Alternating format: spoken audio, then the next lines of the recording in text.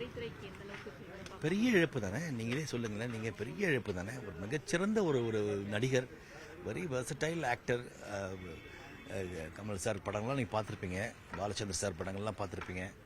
அவர் பண்ணின ஒவ்வொரு ரோலும் சரி, சிந்து பைரவி ஆகட்டும், அபய் சண்முகி ஆகட்டும், அதெல்லாம் என்ன மாதிரி ஒரு பெர்ஃபார்மன்ஸஸ். அது நம்ம பார்த்து எத்தனை தடவை பார்த்தாலும் பார்த்து ரசிச்சுட்டு இருக்கக்கூடிய ஒரு பெர்ஃபார்மன்ஸ் கொடுத்துருக்காருன்னும் பொழுது டெஃபினட்டாக மாபெரும் இழப்பு தான் அது.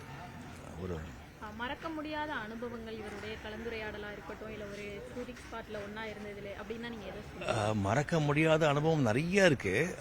மர்மதேசம் ஷூட்டிங், ரகசியம் ஷூட்டிங்கில் திருநெல்வேலியில் ஷூட்டிங் பண்ணிட்டுருக்கோம். பாபநாசம் பக்கத்தில் ஷூட்டிங் பண்ணிட்டுருக்கோம்.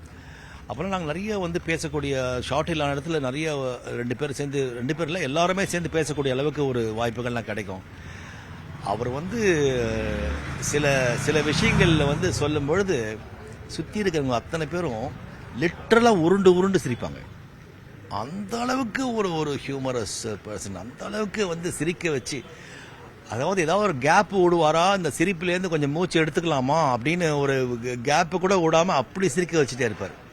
அதெல்லாம் நான் பார்த்துருக்கேன், கண்ணெதிர்க்கு பார்த்துருக்கேன் சார். அந்த தருணங்கள்லாம் கண்டிப்பாக ஞாபகங்கள் இருக்குது. பெரிய இழப்பு.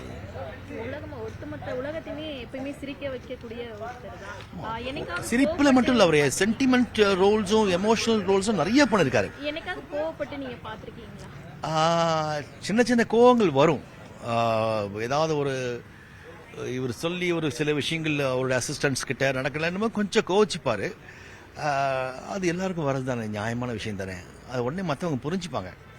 மற்றவங்களும் தவறு இருந்தால் கண்டிப்பாக கோவிச்சுப்பாரு. மற்றபடி வேற எதுக்கும் கோச்சிக்க மாட்டார். அவர் பழம்பெரும் நடிகர், பல ஆண்டுகள் சினிமாவில் இருக்காரு. இப்போ வரக்கூடிய அந்த ஜூனியர் கேட்டகரியில இருக்கவங்க அவங்க கூட அந்த உரையாடல் அப்படிங்கறதெல்லாம் எப்படி? ஐயா, அவரு ஒரு பெரியவர் தான். ஆனால் கூட இருக்கும்போது நம்ம ஃப்ரெண்டு மாதிரி இருப்பார். அவர் சீனியர், அந்த இன்டிமிடேட் பண்றது அதெல்லாம் கிடையாது. சிரிச்சுக்கிட்டே இருப்போம், நம்ம ஃப்ரெண்டா இருப்பார். யாரா இருந்தாலும் பழகி கூப்பிட்டு அப்படி ஒரு சந்தோஷமா இருக்கு. அதனால அவர் பெரியவர் நம்ம அப்படிலாம் இல்லை. வயதுல தான் பெரியவர் அவர். ஆனால் மனசுக்குள்ள ஒரு சின்ன யங் பர்சன். ஆமாம் ஆமாம் ஆமாம். தேங்க்யூ, நன்றி.